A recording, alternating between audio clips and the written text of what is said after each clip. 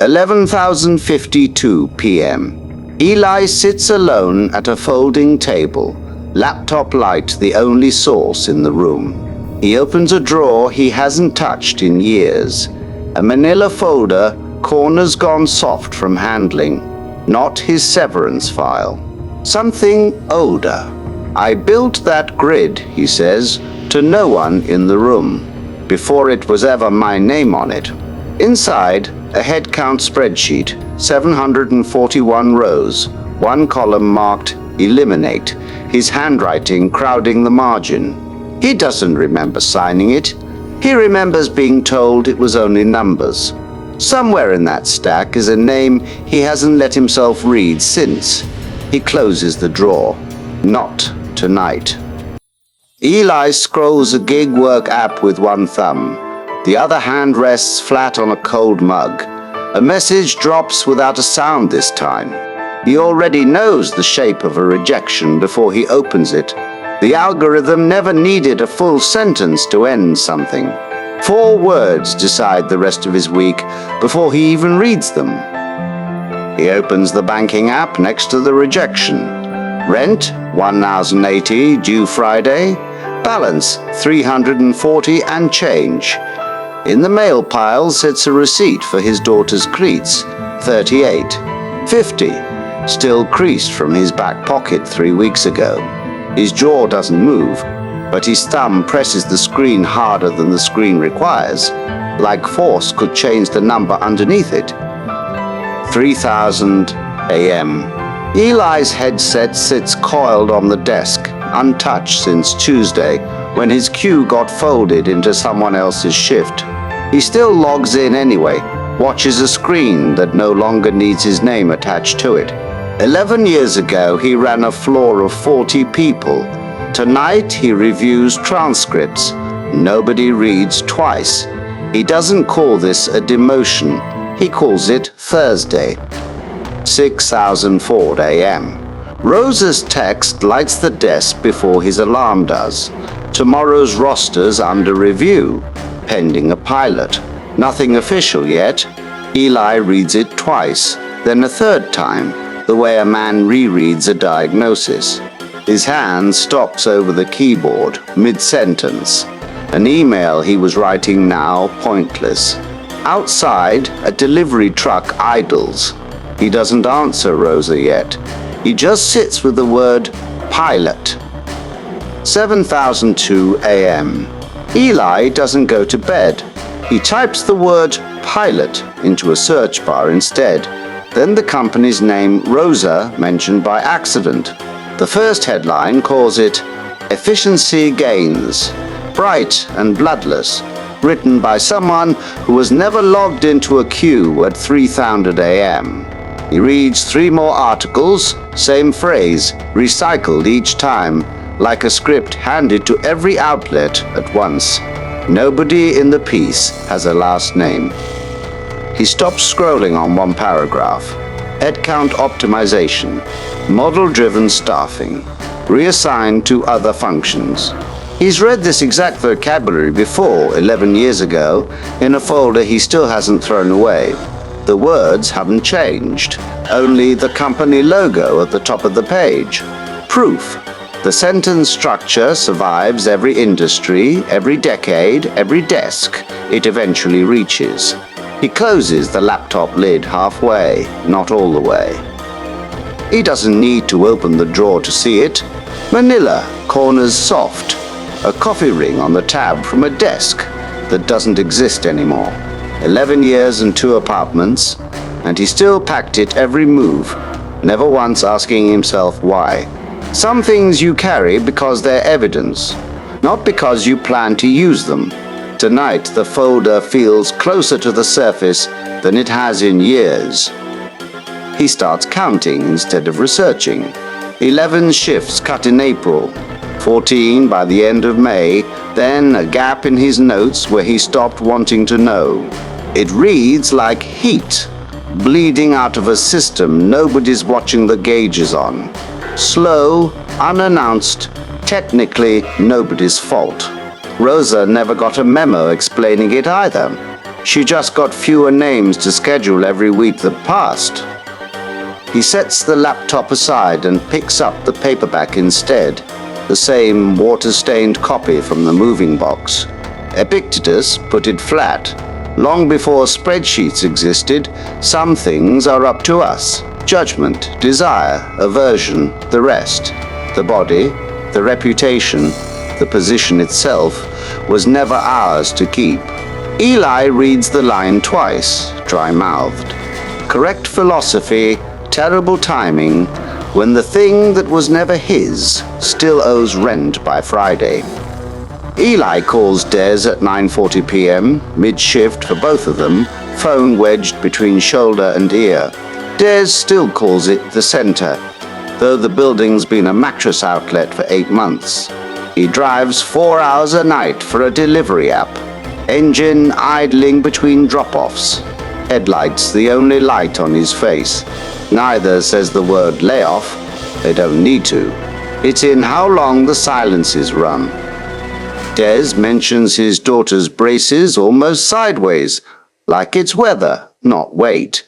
$4,100, quoted flat by the orthodontist last week, due in installments starting in March. He laughs once, short, at the exact number, not because it's funny, because saying it out loud makes it smaller somehow. Eli doesn't offer advice. He just says the number back to him, so Des knows someone heard it. Eli spends his break pulling numbers instead of eating. 53 call centers gone dark across the country since January. Not closed loudly, just quietly, not renewing the lease. 290,000 people, give or take, absorbed into other opportunities, a phrase that means nothing and costs nothing to print. He writes the number on a sticky note and doesn't know why. Some facts you keep, just to prove you saw them first. The coffee goes cold without him noticing when. No steam left, just a flat grey surface catching the monitor's light. He's read the same paragraph 3 times now, the words rearranging themselves into nothing new.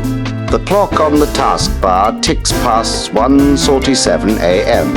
For a while, the only motion in the room is the cursor, blinking, waiting on a decision he hasn't made yet. Somewhere past 2000 a.m., he stops reading press releases and starts reading filings, actual transcripts, the kind written for shareholders, not headlines. One line, buried in a February call from a company he half recognizes, stops his scrolling cold. He doesn't screenshot it. He doesn't need to. Some numbers just lodge themselves behind the sternum and stay there. Whatever that transcript says, he already knows he's not done with it. He finds it again the next night, same transcript, this time reading slower. A single line near the bottom, easy to miss if you're skimming, 2.3 million customer conversations handled in 1 month, no agent required for most of them. It sits in a footnote, not a headline. Included because disclosure requires it, not because anyone wants it noticed. Eli reads it a 4th time to be sure. He doesn't type the company's name into anything, not yet. Some part of him wants to sit with the number alone a little longer, unattached, almost bearable, an abstraction he can hold at arm's length. Naming it will make it real, the way naming his own folder never quite did. For one more night, Eli lets the number stay a stranger. Friday, 4:50 p.m. Rosa posts the real list. 11 names moved off the permanent roster, folded into flexible coverage, a phrase that means the same thing slower. Eli scans it twice. His name isn't there, not yet. Something loosens in his chest for half a second, then tightens right back before he can name it. He doesn't celebrate. He just keeps scrolling, the way you keep driving past a wreck you almost caused. That night, Eli doesn't go looking for more headlines. He pulls up the full transcript instead, the one his sternum's been bracing for since Tuesday, and starts from the first line instead of the buried one. 91 pages. Analyst questions and rehearsed answers. Numbers dressed up in the language of confidence. He doesn't skim this time. Whatever's actually in there, he decides, he's going to read all of it before he lets himself react. The company is Klarna, a checkout button named to him, not a boardroom one, until tonight. In February 2024, they told the room their new assistant handled 2.3 million customer conversations in 1 month. The equivalent, they said, of about 700 full-time agents, gone from the org chart without one termination letter mailed. Eli reads that phrase twice, the equivalent of. He knows what equivalent means once it's a person, not a shift. They also told the room what it was worth, $40 million in projected profit for the year, tied directly to that one assistant's output. Eli sits with a number, the way a gambler sits with a payout table, that changed after the bet was already placed. The rules were never fixed, only late to be published. Somewhere in that projection is the exact value assigned to not needing him or someone like him anymore. Eli checks the date twice. February, the same month a different director, a lifetime ago, once called his own model, performing beautifully. 2.3 million conversations, 700 agents, $40 million. None of it rounds, none of it softens, and that's exactly what makes it feel true instead of promotional. A precise number is a company accidentally telling the truth. Eli tries to picture it physically. 700 desks, 700 headsets, a floor probably not unlike his own, just somewhere he's never stood. Stockholm, maybe, or a contracted center in a country whose name he'd have to look up. The blank space where people used to sit looks exactly the same everywhere. What Eli feels isn't envy of the 700, and it isn't quite grief for them either. It's colder than both, more like watching a rehearsal of a play he's already been in. Different actors, same script, same blocking, same line about the org chart. He already knows how the audience reacts to this scene. He's the only one in the room who's read all the way to the final act. Marcus Aurelius wrote himself a trick for nights like this. If you want to understand people, look down at the earth from above. Herds, armies, farms, weddings, deaths, all mixed together, a harmony of opposites, he called it. Eli tries it on his own floor instead. Zoomed out far enough, Rosa's roster and Klarna's transcript are the same shape, a species deciding over and over what still counts as necessary. Eli starts drawing a line down a legal pad, an old habit from Rosa's team he never fully dropped. Left column, what Klarna's number actually controls, his shift length, whether Rosa's roster grows or shrinks, how many chats route through a human tonight. Right column, what it doesn't touch, whether he does the work in front of him honestly. The right column is shorter. It's also the only one that's actually his. Eli sets two men against each other. Epictetus, who owned nothing, once a slave, says poverty proves only what you can live without. Seneca, one of Rome's richest men, still borrowed a poorer philosopher's line to make his point. It's not the man who has too little who is poor, but the one who hankers after more. Easy to say with a safe full of capital. Harder and truer from a man who has none. Still, Eli doesn't throw Seneca out. The man wrote honestly about owing money, losing money, and facing exile, closer in some ways to a man with $1,000 due Friday than a former slave who never had a safe to lose. Eli decides the postcard version of Stoic poverty, calm and clean, isn't the useful part. The useful part is a rich man admitting the math feels the same, no matter the account balance. Eli almost closes the transcript for good, then scrolls one line further, out of habit more than curiosity. A footnote references a follow-up filing, dated over a year later, flagged simply, Customer Experience Adjustments. He doesn't open it tonight. It's 3:00 a.m., and he has a shift in 5 hours. But he bookmarks it. The way you bookmark a door, you already suspect you'll need to walk back through. Monday, same headset, same queue, same automated triage, sorting easy tickets away from him before he ever sees them. Nothing about Eli's actual job has changed since he read the transcript. Same hourly rate, same 11-minute average handle time, same supervisor named Rosa. Whatever he's learned lives entirely inside his skull. For now, invisible to payroll, invisible to the roster. Understanding a system doesn't yet pay rent. It just changes how loud the numbers sound. That night, Eli starts writing fuller notes than the job requires.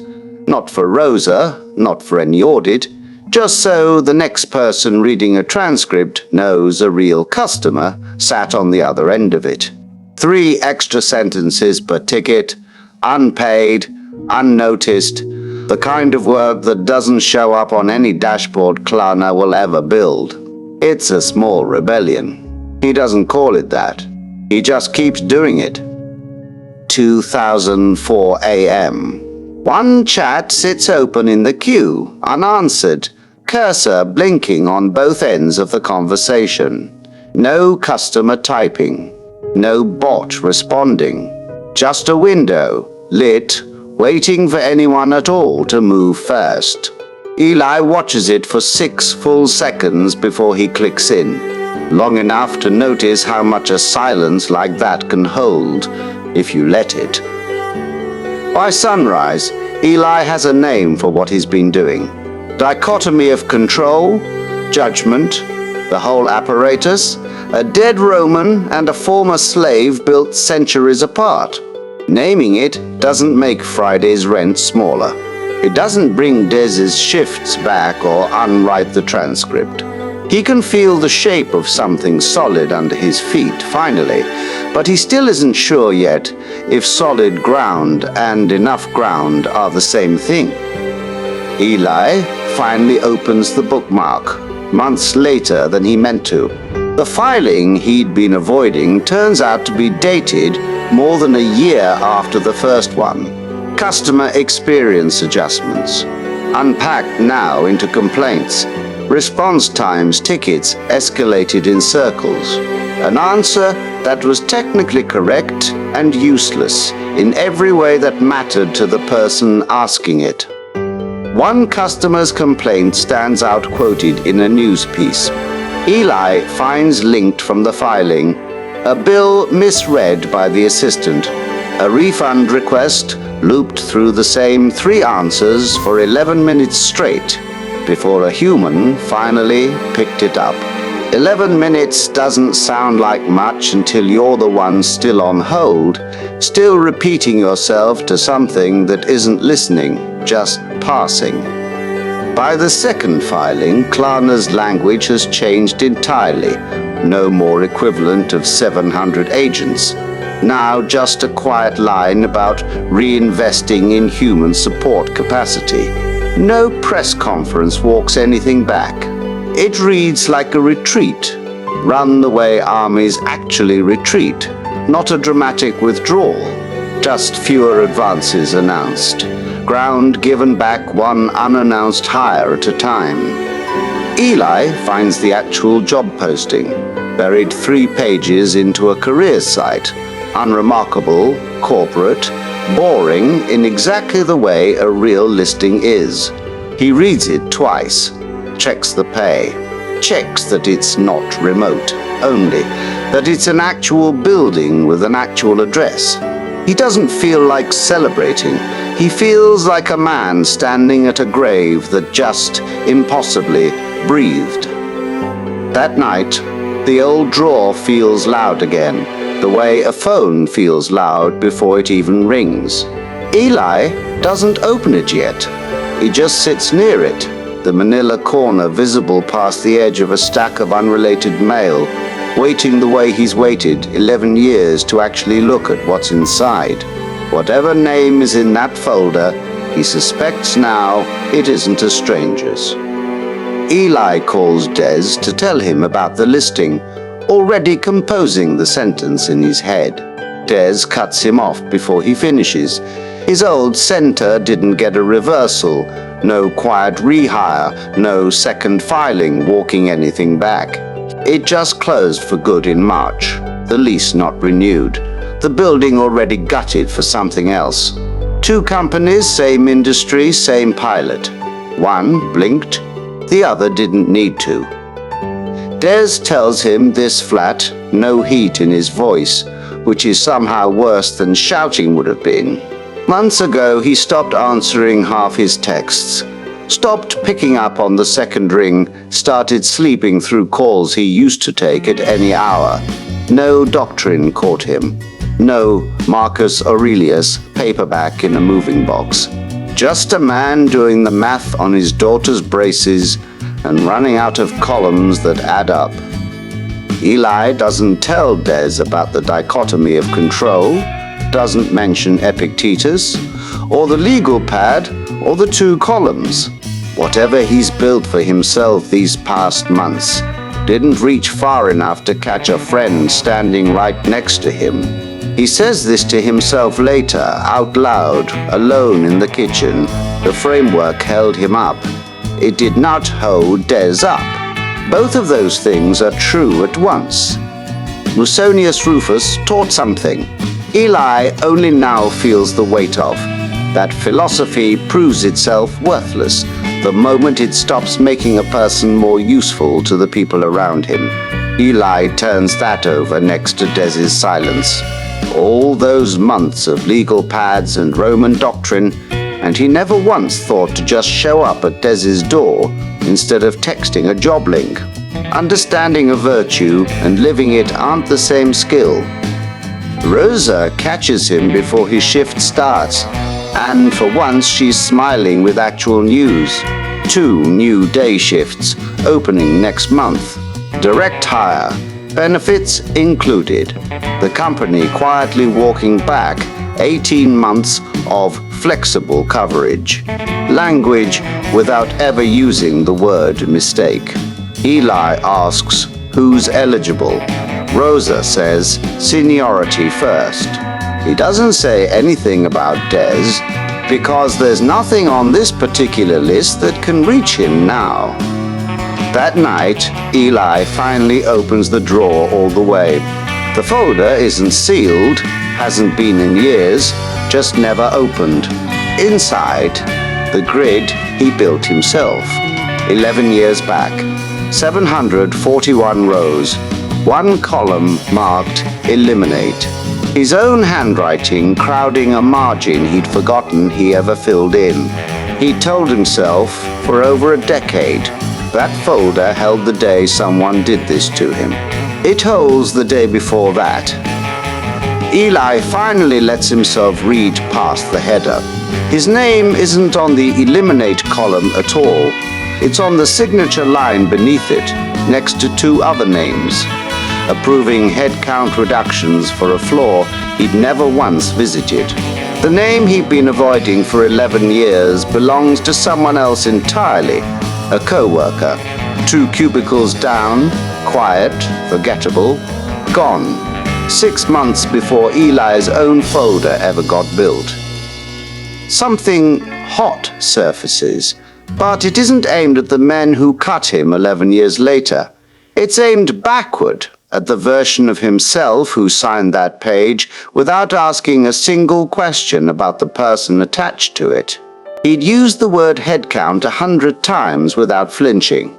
Somewhere in that word was a person with braces, payments of his own, and Eli never once wondered about him.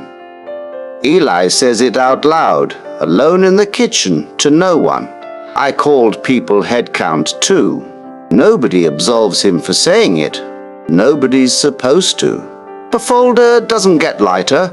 The drawer doesn't close any easier, but something shifts anyway. The first time in 11 years he's let the sentence be about someone besides himself. That's not forgiveness. It's just finally accurate. There's a principle pilots learn for exactly this moment.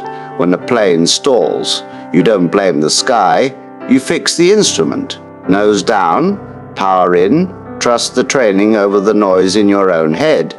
Eli starts applying the same logic to his own year. The layoffs, the pilot program, Des, the drawer, none of it was sky. All of it was instrument. He just has to learn which lever is actually his to pull. Now Eli writes 3 lines every morning before his shift starts, the way Marcus once wrote to no one but himself at midnight. Not affirmations, not slogans, just a short, specific list. What's his to-do today, what isn't, and one thing he'll actually finish by sundown. Some mornings the list is embarrassingly small.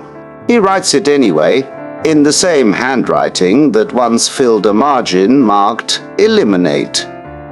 Eli calls the number on the posting the next morning before he can talk himself out of it.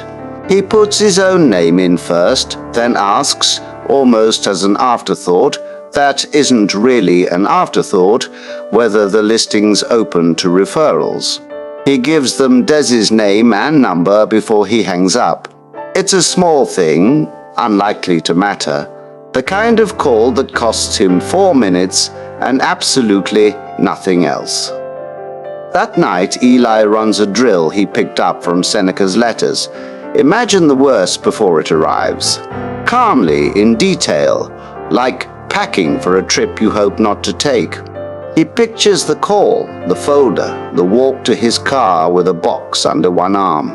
It doesn't happen tonight, but rehearsing it drains some of its voltage, the way a fire drill makes the real alarm slightly less of a surprise. Somewhere in the last few months, Eli stopped asking, "How many hours does this take?" as his first question about any task. He asks a different one now. What does this actually require of my judgment, not just my clock? It's a small swap in phrasing that changes almost everything downstream, measured in decisions made well, not decisions merely completed on time. A customer named Marisol opens a chat in all caps, demanding a supervisor over a billing error that isn't even her fault. Eli doesn't route her anywhere. He reads her actual account, finds the actual error, fixes it himself in 6 minutes, then adds one extra line, "Sorry this took this long to fix." She writes back with real thanks, nothing like the tone she opened with. No metric on Rosa's dashboard measures that exchange at all. Eli's daughter's new cleats sit by the front door, already scuffed at the toe from actual use.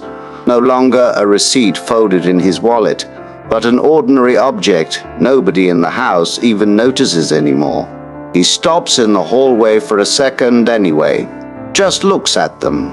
Ordinary is the whole point. Ordinary was the thing he was fighting for the entire time. Not a headline, not a doctrine, just this. Eli texts Des the listing link with one line underneath it, nothing more, that he already put his own name in first. No speech attached, no encouragement paragraph, no Stoic quote dressed up as a pep talk. He knows by now that Des doesn't need philosophy from him. He needs a link, a nudge, and proof someone's still checking in without being asked to first. 20 minutes later, Des answers. First reply in 3 weeks. Just 3 words, already did it. No punctuation beyond the period. No explanation, nothing more needed. Eli reads it 4 times anyway, standing in his kitchen at 11:00 p.m. Something in his chest finally unclenching for real this time, not the half-second kind from Rosa's list. Sometimes 3 words are the whole conversation. Before bed, Eli writes one more list, not the morning kind, a nighttime version. What he actually controls right now, tonight, nothing more. His shift tomorrow. How he treats the next difficult chat. Whether he calls his daughter before she falls asleep. Nothing about Klarna. Nothing about the industry. Nothing about 11 years ago.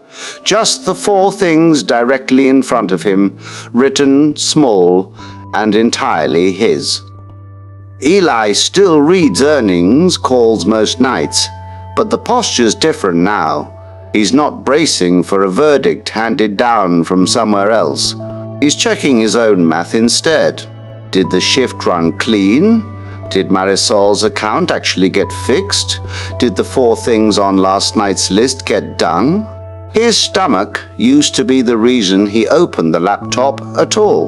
Now it's mostly just habit, and habit is easier to live inside. The story about Klarna keeps circulating months later, picked up by bigger outlets now.